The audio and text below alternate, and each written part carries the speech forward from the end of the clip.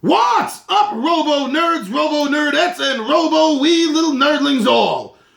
Robos? That's right. This game is all about robots. What game? The game I'm doing a two-gun review for.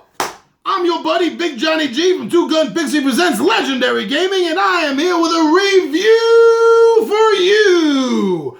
All right. This is a game that I got turned on to almost a year ago when it was hitting Kickstart. Deathbot Derby by Zach Connelly. This game's going to take you about 15-30 minutes to play. It's good for 2 players or 4 players. And it's good for the ages 13 and up. It's actually a nice cheap game too. Not that I'm actually trying to hawk it, but it's a game that you can actually get for under $20. I think it's $18 with shipping here anywhere in the continental United States. That in itself, boom, that's another great thing about it. Why am I mentioning that if I'm not trying to hawk it? Because this is a review. And that's something I like about this. It's a good, cheap game. It's a fast game. Time-wise, you would say it's a filler game, obviously. But I don't feel like this game feels like a filler game because there's so much action that happens in it. So while I talk about this game and let you know exactly what it is and why it is that I like certain things about it. Now, this is the board. It's a little bit smaller than it usually is. I have a few extra cards, but just for space on the table and the filming, I wanted to keep it tight and concise. I like this game because the board, the cards that you use to make the board, is ever-changing. They're actually 2 sides. And that actually comes in the course of the game itself.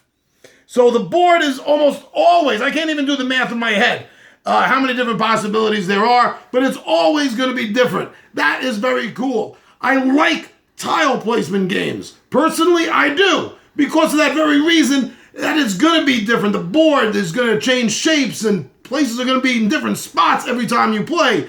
This has that because that's what it is. Cards, not tiles, but it's the same freaking thing, isn't it? All right, another thing I like about this game, now this is a small little detail, has very little to do with the actual gameplay itself, but the meeples are robots. I believe designer Zach Connelly calls them Robits, is his name for them. I love them. They look great. They look very cool. Treads, guns, it works. Very cool. So thank you for that nice design on the Robits, right? Another thing I like about this game is the way you create your character, your robot. You have a bunch of cards here. You want to take a look right here. We got cards for movement, melee, range, and then your secret weapons that nobody knows. These cards everyone can see because they're going to be out in front of you, so your opponent or opponents are going to know exactly what you're capable of, and you them. I like this because it changes up the type of robot you're going to have, which changes up the strategy that you're going to be fighting with in the game. And they're all different types, and as you notice, different types on the movement cards will give you different speeds that you can move. It's like a 4 speed, you'll be able to go 1, 2, 3, 4, boom, and that's one of your 2 actions. The other action can be move again, or if you're close enough to somebody, you can use one of your weapons. But there's a lot of different types, and some of them have variations of their own. So I love the mech legs are really cool, because if you have mech legs, then come up right here. You see this here? That's a bomb. Anyone without mech legs, even whether you stop on it, which why the heck would you stop on it, or if you pass through it, you get knocked by your opponent into it, it's going to blow up. But if you have these legs, you just walk right over it like a spider. So that's very cool. So they all have their own little differences, little things that can sort of change, break the rules, as the rules are set up. Very cool, very adaptable. And you're going to notice this. With each thing that you're going to be grabbing, right? So you're going to grab some melee weapons, and it's the same exact thing. The melee weapons all have little differences in them. Some of them knock people back. Some of them flip them. It's very cool. This way you are able to redesign your robot every single time that you're going to fight. It has some very cool ranged weapons. I think they're cool anyway. Some very cool ranged weapons. Flamethrowers. The rocket launcher, I like to call it Big Bada Boom. And they all do various different damages under different circumstances. right? Like the boomstick shotgun, the big shotgun, depending on the range you're at, 3, 2, or 1, will determine the damage, 1, 2, or 2 with a pushback. So it's really cool. I like the thought that was been put into this. Now, you might have noticed something. You might have noticed these numbers. You know, I'm going to get to that in one moment. But yes, every weapon, every piece of armor you have has those numbers around the edge. I just want to show off real fast some of these cool secret weapons. Like the guided missile has no range, all range. No range limit is what I mean to say. You know, and again, they all give you a net gun. You can prevent your opponent from moving around the board for a turn. Thrusters, you can do an extra movement for free, not counting against your 2 actions. All very, very cool. Very cool. All right, now, when you're building your robot, the movement, the melee, the ranged weapons, the secret weapons, that's just the icing on the cake. You're gonna pick one of your armor types in order to use. Now, as I mentioned before, you might see these numbers along the side. That's how you keep track of your hits or hit points, your damage.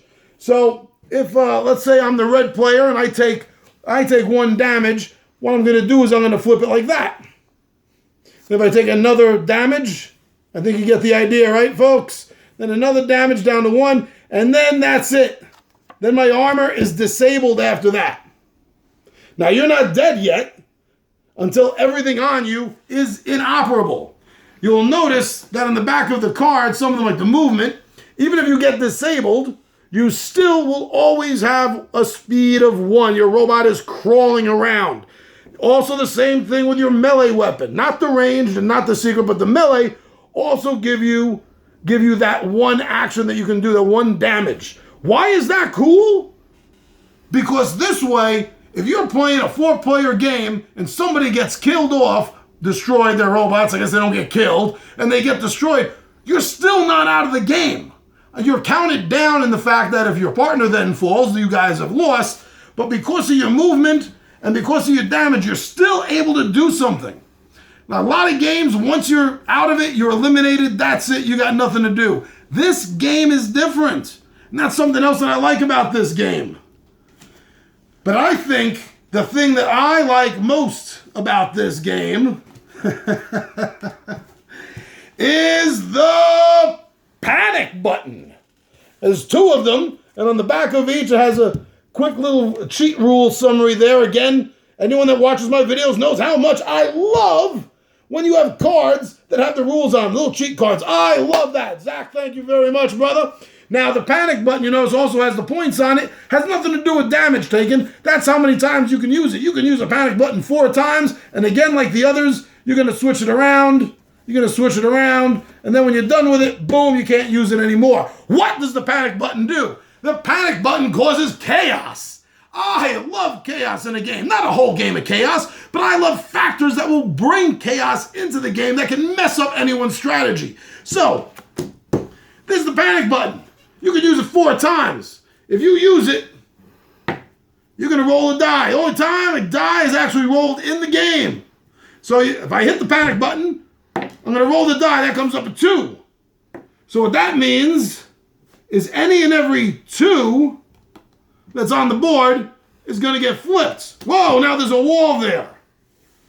This one here with the buzzsaws, that's going to get flipped. Double safe area.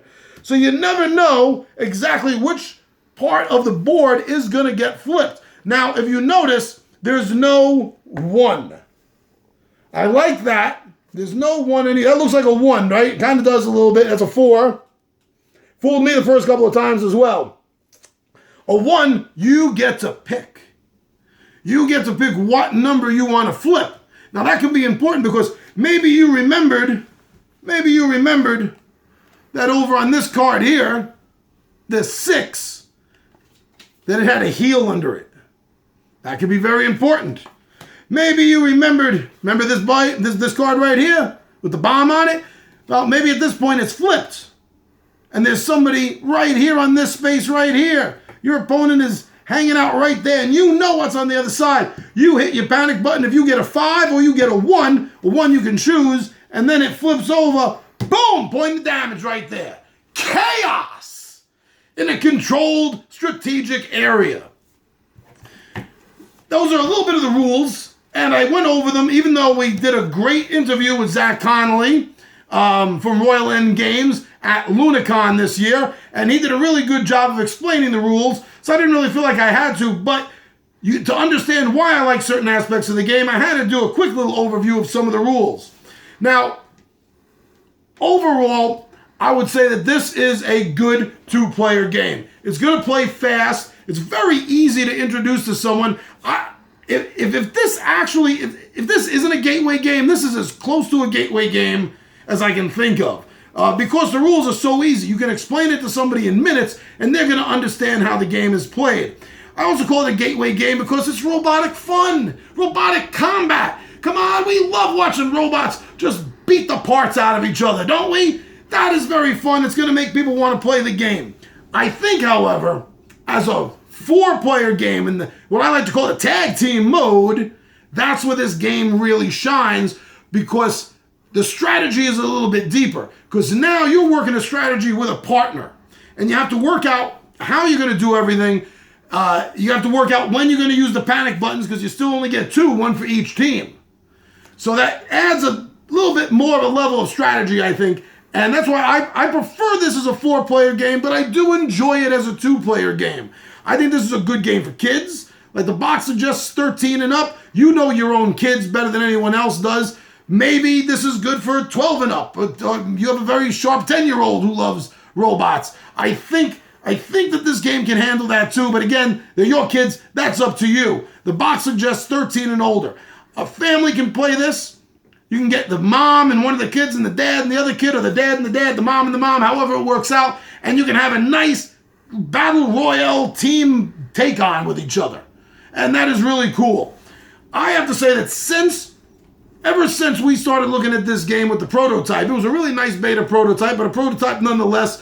I was very intrigued by the game. I did a written review of this for Gen Con last year, and I gave it a very good review because I believed in the game. And it made it on Kickstarter, which means that there were a lot of other people besides me that thought that this game was worth it and this game was good. If you haven't heard about Deathbot Derby by Royal End Games, please go to their website. I'm going to have a link down in the description section right underneath here, so check that out. And you're going to want to watch this game played. Go to our LunaCon convention attention video and watch the creator, Zach Connelly, sit you down and talk you how to play the game, and actually plays through a couple of rounds so you get the feeling of it. That's a great video. Thank you for taking the time to do that, Zach. And that's about all I can say about this. It's a fun game. It's a cheap game. It's a fast game. But you are going to be wanting more. Has great replayability. I would say this game is definitely Pixie approved. All right, so I'm your buddy, Big Johnny G. Two Gun Pixie presents Legendary Gaming, and I am